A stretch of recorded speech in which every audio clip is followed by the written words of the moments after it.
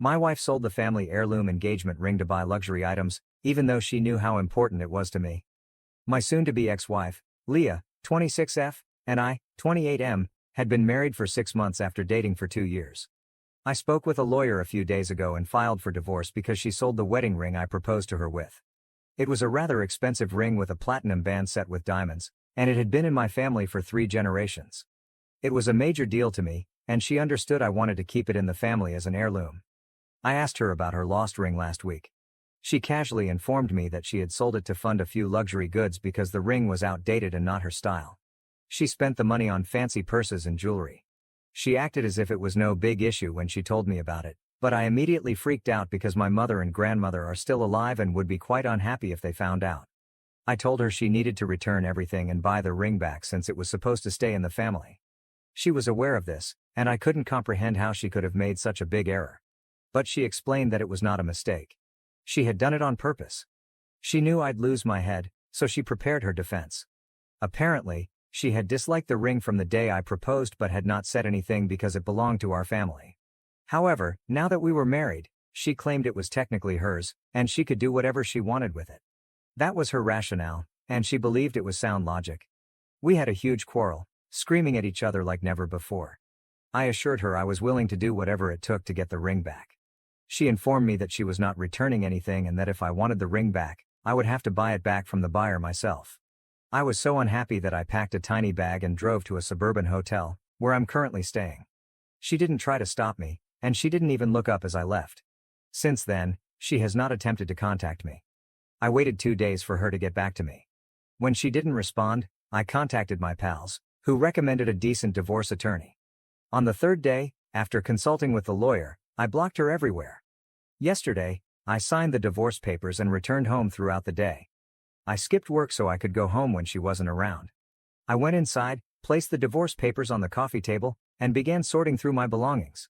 Fortunately, a few friends were willing to help me. They assisted in carrying the heavier and larger items, which are being stored at their homes until I find another place to live. By the time I finished, everything that belonged to me had vanished, and there was no sign of me left. Then, I returned to the motel. When Leah returned home from work after 6 p.m., her parents began calling me. They texted me that I couldn't do this, that I should only talk to her once, and that I needed to unblock her because this was petty. They claimed that I could not simply end our marriage over anything like this. I didn't care. I blocked them as well. That's when she dispatched her companions after me. They started calling me unreasonable, petty, and egoistic. Then they told me that shortly after I left, Leah had contacted the jeweler she sold the ring to and was in the process of purchasing it back since she felt awful. But, according to them, I hadn't even given her enough time to repair it, so they started portraying me as the evil guy. Now I think I may have overreacted, and I've been feeling strange since last evening. Am I incorrect to file for divorce since my wife sold the wedding ring that had been in my family for generations? Edit. My family has no idea what is going on right now. I don't want them to worry, so I haven't told them anything. My maternal grandmother is pretty elderly. She was the original owner of the ring when my grandfather proposed to her with it. I don't want to risk giving her a heart attack, which she would undoubtedly have if she discovered that Leah sold the ring. The ring is really important to my family, and I've been chatting with the jeweler Leah sold it to for the past 3 days.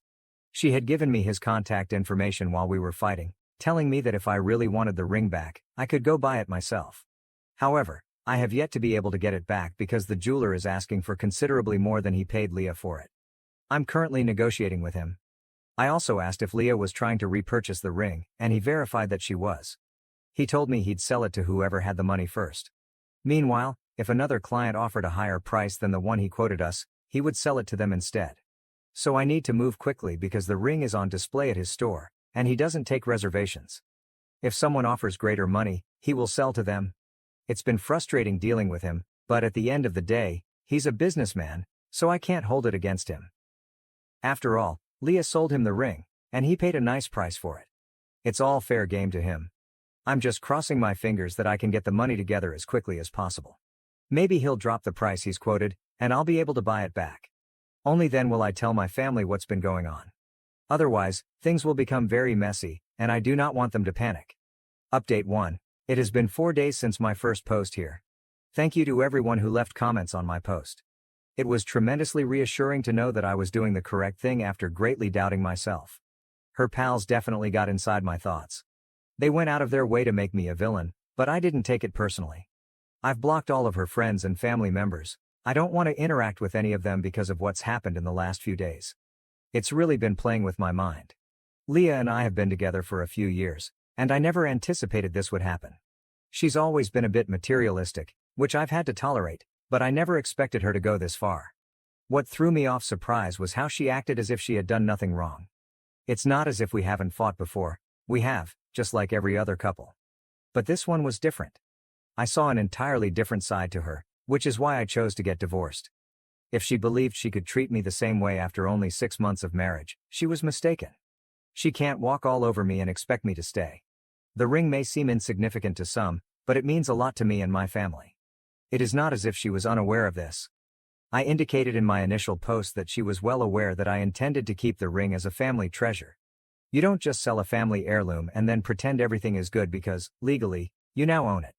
I wish I could convey all of this to her family and friends, who are so determined to portray me as the evil person, but, frankly, I don't think it's worth the hassle.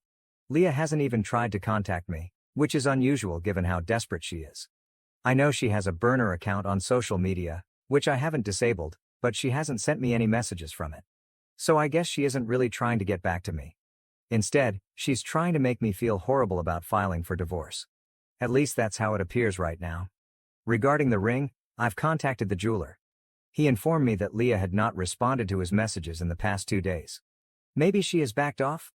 I'm not sure what's going on with her. But I told him I was happy to buy the ring back at the price he was offering because, at this point, I am just anxious to have it back, no matter what. He agreed, and I'm going to his store tomorrow to send him a check and get my ring returned. Once I have it, I'll finally tell my family about what's been going on with me and Leah, since I believe it's time. They still have no idea, and my mother has been questioning why neither of us has been home and why Leah has not returned her calls. I wasn't aware that Leah had also moved out. I guess she's staying with her parents or friends, it does not matter. But I guess this is finally over, because moving out of the house appears to be the final step. I anticipate to hear from her lawyer within the next several days, and then we can proceed with the divorce. I have a gut sense she will not contest it, and I sincerely hope she does not. I believe I was fair in my divorce settlement, so she shouldn't feel the need to ask for anything further. I will find out soon enough. For the time being, I'm simply hoping that everything goes well for me. I've already spent a lot of money to get the ring back. I don't want to spend another amount on a lawyer to battle a long, drawn-out divorce. I just hope everything goes smoothly from now on. Update 2. I eventually went to the jeweler's store today, paid him, and got the ring back. The guy seemed quite interested in my condition. He was quite talkative and had a tendency to gossip. He explained to me that he had never been in a situation like this before and found it fascinating. Then he stated something that truly piqued my interest. Leah had unexpectedly blocked him. That surprised me, given that her friends had insisted she was distraught by our argument and was sincerely attempting to reclaim the ring. But I believe as soon as she saw I wasn't coming back, she gave up. It was all for show after all. She doesn't care about the ring or repairing things. All she cares about is looking like the victim. This only validates what I previously believed, so I'm not surprised. After visiting the jeweler, I decided to speak with my family and remove the band-aid. I was sick of keeping things from them, and now that I had the ring, they wouldn't have to worry about that. I drove to my mother's house, sat my parents down, called my grandmother on FaceTime, and recounted the entire issue to them. Everyone was surprised that Leah had done anything like this. She always came across as a nice person, and no one anticipated her to pull off something like this. My grandmother was relieved that I was able to reclaim the ring, but she also remarked something that resonated with me. It wasn't right that I had to purchase my own ring back. She suggested that during the divorce, I make Leah pay for it. I told her I will think about it, but I know it won't happen. It would simply lead to a long war and countless negotiations, which is the last thing I want. These things can stretch on for months, and I don't have the time or money to continue squandering on lawyers. I didn't say it to my grandmother, but there isn't much I can do in situations like these other than confess defeat. It seems horrible, but it's actually the more practical thing to do. We had no written agreement regarding the ring, so proving anything in court would be tough. Social conventions and family customs are not legally binding. Unless I had the best lawyers in town, pursuing her legally would be worthless. My parents understood this, therefore they did not pursue the matter further. After we ended the FaceTime session with my grandmother, my parents expressed their disappointment with how things turned out with Leah. They had developed a strong liking for her. They have never had an issue with her before. She had always been an excellent daughter-in-law, and when we married, my parents were the happiest they had been. Leah blended right in with our family, like the missing piece of a puzzle. And now, less than a year into our marriage, we were getting divorced. I ended up weeping while they were speaking to me. They had to console me since, up until now, I had not allowed myself to cry or properly express my emotions. But today, I couldn't keep back.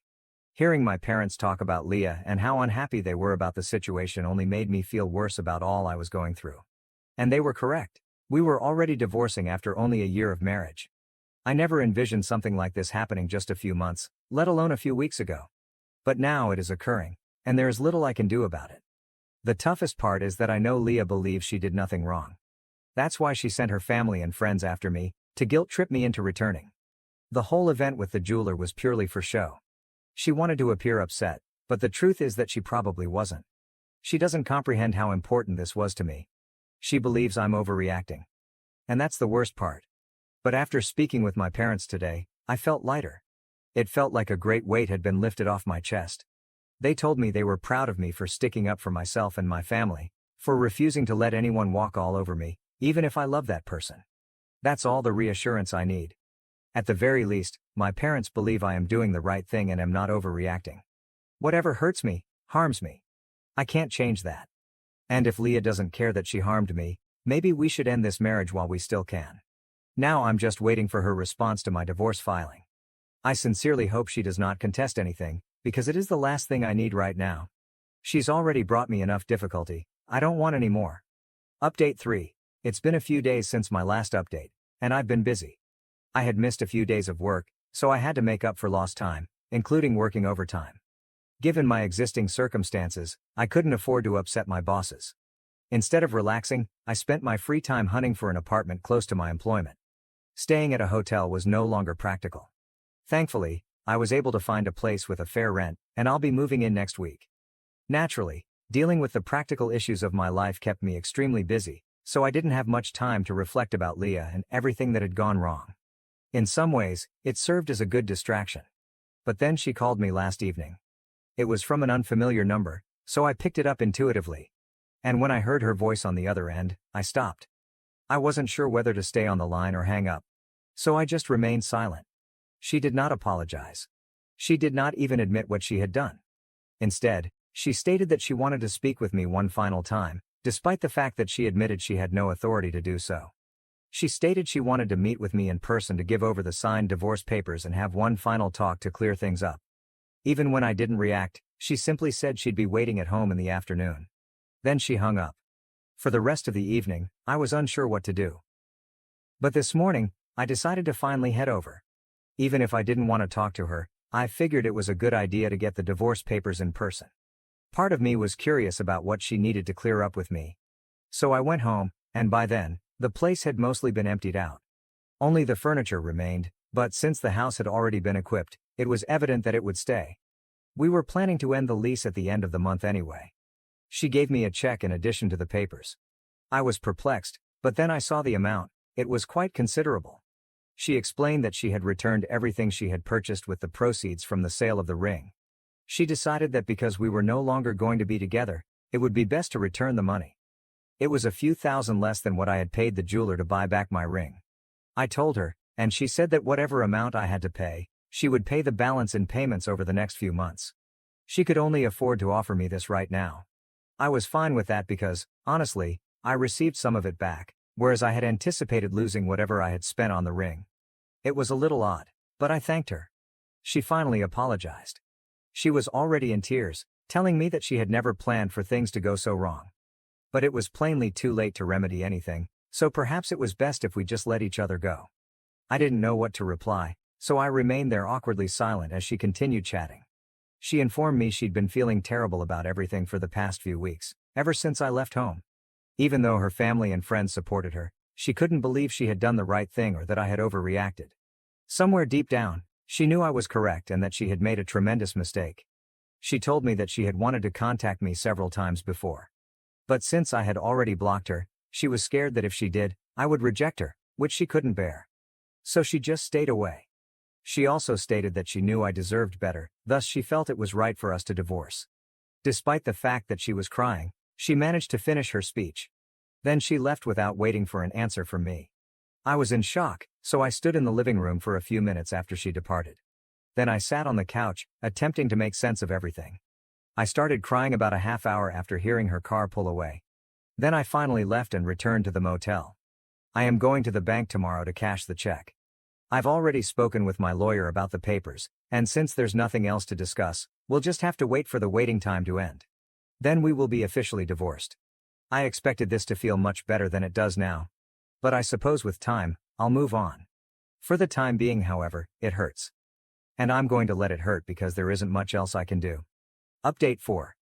I cashed the check today at the bank, and for some reason, it felt incredibly liberating. Leah and I haven't spoken in a few days since our last interaction at the house, and I believe I'm finally letting go. Holding on to all of my anger and hurt will do me no good. I just want to forget about that whole situation and get on with my life. I had already moved out of the hotel and into my new apartment. Thanks to my pals, I was able to get everything set up rather quickly. I am so grateful to have such supportive friends. They've been checking in on me as often as they can. I'm also grateful to my parents, who have been there for me emotionally. I don't think I would have been able to deal with this as well as I am now if it hadn't been for them. And it's not as if I don't miss Leah or regret what has occurred. Of course I do. But I can't let it get in the way of my life since the world won't stop for me to digest my emotions. I am still going to have to work. I'll still have to keep up with the bills and everything else.